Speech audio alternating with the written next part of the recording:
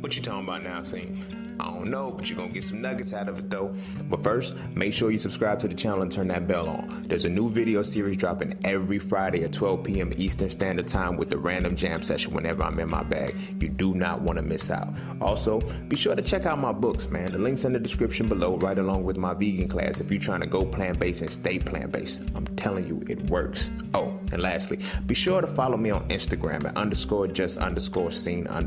The nuggets I don't put over here, I put over there, so you can always get me when you need me. But you ain't really coming for all of that. Peace, love, knowledge, and freedom. I'm out. I definitely think it's time for part 2 to this. I think I held out long enough. Then I learned a lot of new information too in between time. So, you know, it's always good to come back and do it over. Not necessarily do it over, like I'm not gonna repeat all the shit from the last one, but I'm definitely gonna cover new shit that I found implementing and you know, just broaden out to make things a little bit different, a little bit better. But yeah, plant-based living, first off, let me say, plant-based living is not extreme, it's not difficult, and it's not what people trying to hype it up to be, or hype it up, or make it out to be. Like, you know what I mean? Like, it's weird that, you know, the conditioning, the societal conditioning of where we stand is that, you know, eating plants, like eating that shit is extreme. Like, basically, going with the flow, the natural flow of your body is difficult. Now, the problematic part of that is because that, like, it's a reality. Like, you feel me? Honoring your body is a reality. Like, let's just consider that. Like, take a second to let that marinate.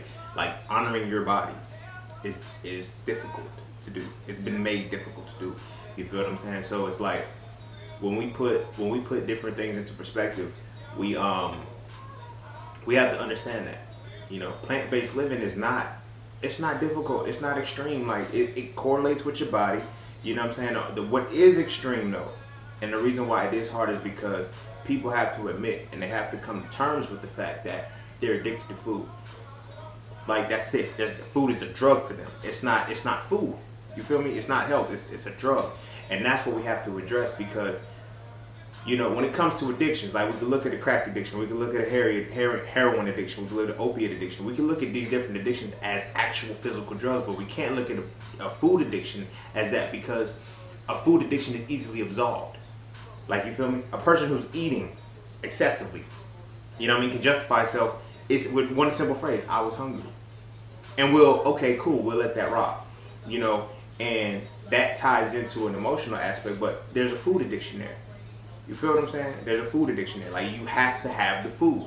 You're not even eating because you want it, or you need it, or your body craves it. You're eating because it's there. You're eating because you have the addiction to it. You have to feed that addiction. You feel what I'm saying? And there's been a connection to certain triggers that led you to that. You feel what I'm saying? There's certain things that have led you to that over time. And I think that's one of the focal points of it. Like, that's one of the focal points of what I stand on, like, with the Hitting the Raw program. It's like, I gotta, you know what I mean? We gotta dissect that emotional attachment too, because that's how the addiction occurs.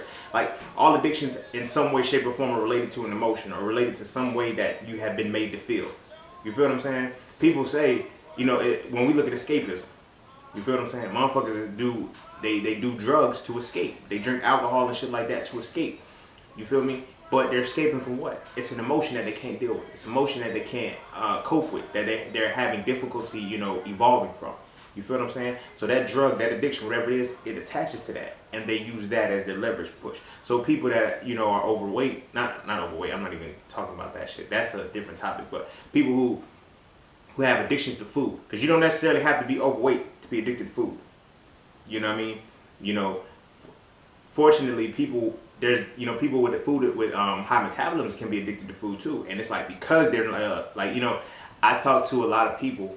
Like, when I was young, you know, I'm still a slim person, but when I was young, I was slim then, and they were like, yo, where does your food go? You know, because my metabolism was high. You feel me? So it's like, imagine having a food addiction with a high metabolism. You feel what I'm saying? At what point will you overdose? You feel me? That's what we need to look at. When we look at food addictions, you know what I mean? The aftermath of food addictions are overdoses. You feel me?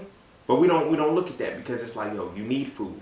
Like, that's a requirement for life, for vitality. You need food. So that addiction is easy to be absolved. So it's like, that's one of the biggest hiccups that people have to get over first.